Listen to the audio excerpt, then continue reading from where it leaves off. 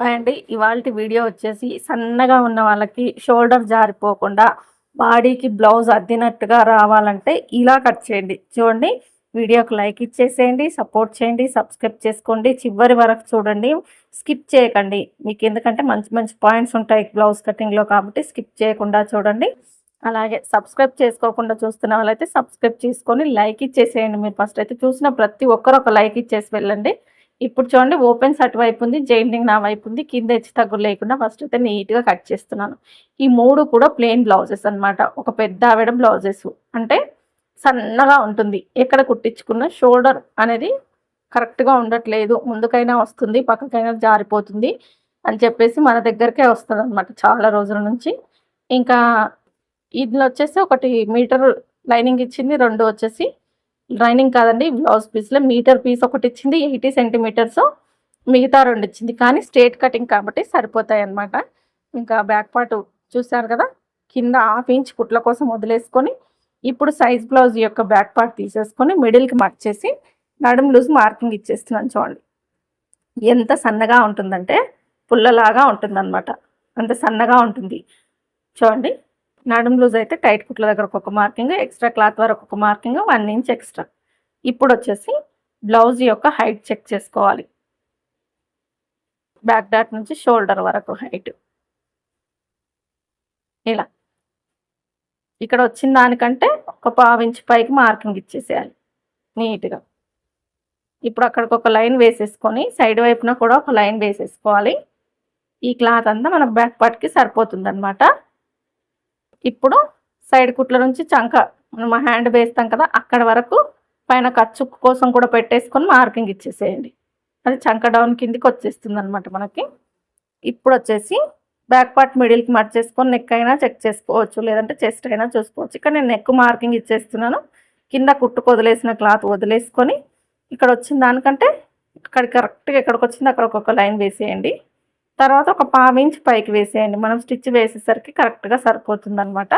చూస్తున్నాను అనమాట, neck correct పొడవు వస్తుందా లేదని కరెక్ట్గా సరిపోయింది ఇక్కడ మనకి. ఇప్పుడు వచ్చేసి చెస్ట్ లూజు ఫస్ట్ నుంచి చంక కింద టైట్ కుట్టు వరకు చూసేసుకుంటే కొంచెం లాగినట్టుగా చూసుకుంటే కరెక్ట్ చెస్ట్ అనేది వచ్చేస్తుంది అనమాట. ఎంత సన్నగా ఉందంటే నడుం మరీ సన్నగా ఉంది, చెస్ట్ దగ్గర కొంచెం ఫ్రీగా ఉందన్నమాట. కొంచెం లూజ్గానే వేసుకుంటుంది లేండి, ఈ బ్లౌజ్ నాకు తెలిసి లూజే ఉండుంటుంది. 9 ఇంచులు వచ్చింది అంటే మనకి 36 ఇంచుల చెస్ట్ వస్తుంది. కానీ ఇంత చెస్ట్ ఏమీ ఉండదండి, బ్లౌజ్ లూజ్గా వేసుకుంటారనమాట. ఇంకా నడుం లూజ్ చూడండి, మనకి నడుం లూజ్ 28 ఇంచులు వస్తుంది అనమాట. ఇక్కడ మళ్ళీ చెక్ చేస్తున్నాను, 28 ఇంచులకు కొంచెం ఎక్స్ట్రాగా ఉందన్నమాట. 7.5 ఇంచులకు కొంచెం తక్కువగా ఉంది. చూడండి, ఇక్కడ 30 ఇంచుల నడుము ఉందన్నమాట. ఇంకా నాకు డౌట్ వచ్చింది, నేను అందుకే ఒక పట్టి నుంచి కాజపట్టి వరకు మళ్ళీ నడుము అనేది చెక్ చేసుకుంటున్నాను అనమాట. ఈ విధంగా చూడండి, 28 ఇంచులు 27 ఇంచులు అలా వచ్చిందనమాట. ఇలా చెక్ చేస్తే ఇలా తక్కువ వస్తుంది. అలా బ్యాక్ సైడ్ చూస్తే అంటే ఫ్రంట్ తక్కువగా, బ్యాక్ ఎక్కువగా ఉండుంటుంది, ఫ్రంట్ తక్కువగా ఉండుంటుంది అనమాట. ఉక్స్ పట్టి కాజపట్టికి గ్యాప్ ఎక్కువగా ఉండుంటుంది, అలా ఉండుంటుంది కాబట్టి ఈ కొలతలు వచ్చాయన్నమాట. కానీ చాలా సన్నగా ఉంటుందండి. ఇంకా షోల్డర్ జారిపోకుండా కుట్టాలి మనం ఇలా కట్ చేసినా కూడా. ఇంకా చూడండి, ఇప్పుడైతే సైడ్ వైపున చెస్ట్ లైన్ అయితే వేసేస్తున్నాను. ఇక్కడ కొంచెం గజిబిజిగా అనిపించవచ్చు ఈ కటింగ్ మీకు, ఎందుకంటే నడుముకి చెస్ట్కి చాలా తేడా ఉంది కాబట్టి. ఈ సైడ్ క్లాత్ అంతా మన కుట్లల్లోకి వెళ్ళిపోతుంది.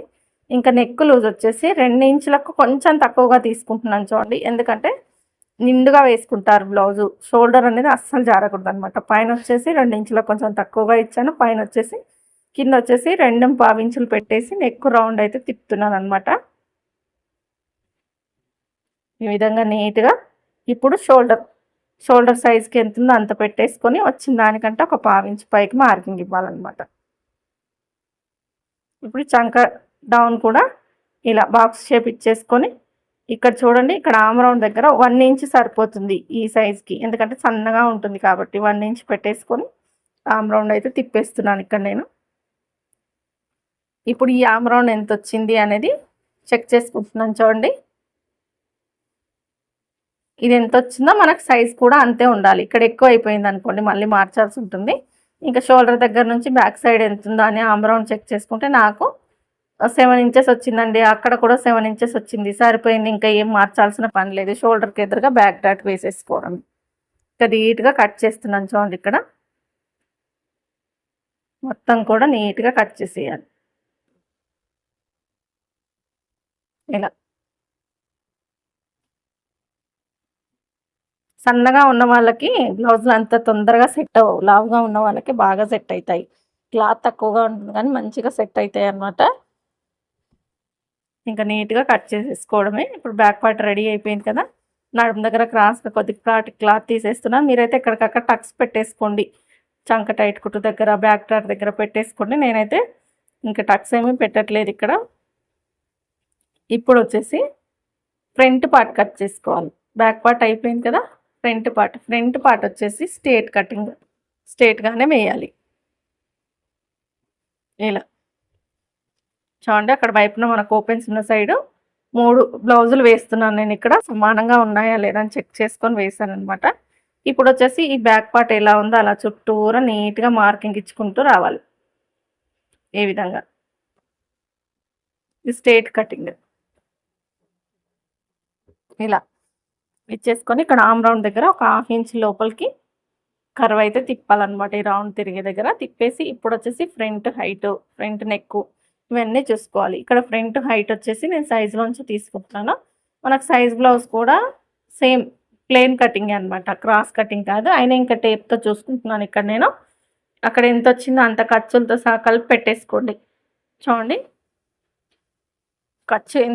ఖర్చు కలుపుకొని చూసుకుంటే ఖర్చు కలపాల్సిన అవసరం లేదు. మీరు ఖర్చు లేకుండా చూస్తే కుట్ల కోసం క్లాత్ అనేది అవసరం కదా, అది చూసుకొని పెట్టుకోవాలన్నమాట. ఇక్కడ నేను చూసేసుకొని ఎంత వచ్చిందో అంత ఖర్చులతో సహా కలిపి పెట్టేస్తున్నాను. నేను 12.5 ఇంచులు పెడుతున్నాను చూడండి. ఖర్చులతో కలిపి ఈ సైజ్కి అంతే ఉందన్నమాట. ఇవి మీరు చెక్ చేసుకోవడంలో ఉంటుంది. ఇంతే కొలత ఉంటుంది అని ఏమీ లేదు, ఒక్కొక్కరికి ఒకలాగా ఉంటుంది అనమాట. ఇప్పుడు షోల్డర్ దగ్గర నుంచి ఫ్రంట్ నెక్ ఉక్స్ సైడ్ ఉన్న నెక్ తీసేసుకొని షోల్డర్ దగ్గర 1/2 ఇంచు కుట్టుకు వదిలేసుకొని ఈ విధంగా మార్కింగ్ ఇచ్చేసి పెట్టేసుకోండి.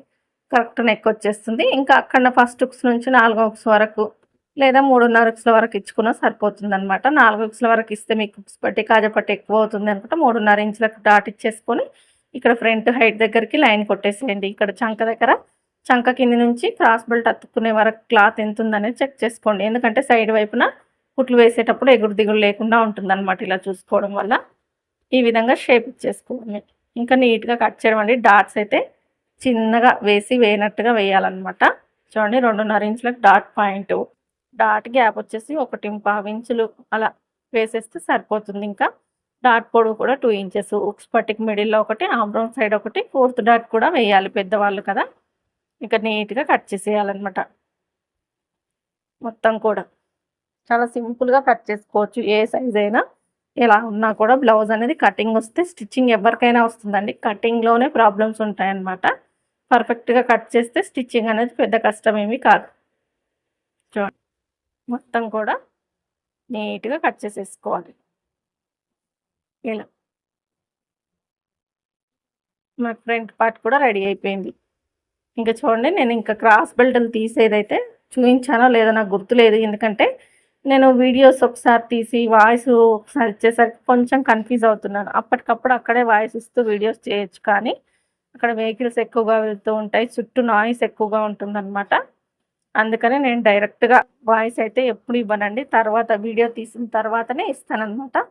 ఇప్పుడు ఈ మిగిలిన క్లాత్ని 4 ఫోల్డింగ్స్గా వేసేసుకొని హ్యాండ్స్ అయితే కట్ చేస్తున్నాను. చూడండి ఇక్కడ మనకి 80 సెంటీమీటర్స్ ఇచ్చారు కదా, ఈ 2 పీసులు అవే అనమాట. ఫస్ట్ అయితే హ్యాండ్స్ తీసేస్తే క్రాస్ బెల్ట్లకు ఏమైనా జెయింట్ పడ్డా కూడా వేసేసుకోవచ్చు అన్నట్టుగా.